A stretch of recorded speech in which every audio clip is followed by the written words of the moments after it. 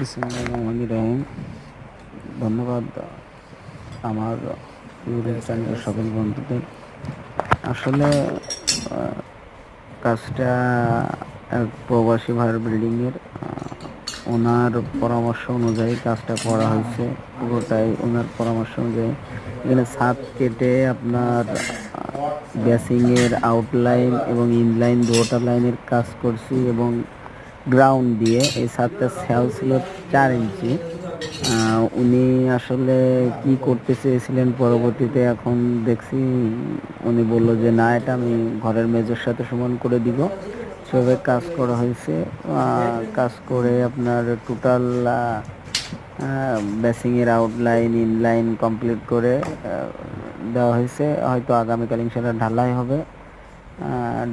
আসলে বোঝা যাবে না। যদি ভিডিওটা ভালো লাগে অবশ্যই লাইক কমেন্ট করবেন এবং আমার চ্যানেলটা সাবস্ক্রাইব করবেন, পাশে থাকবেন। ধন্যবাদ সবাইকে।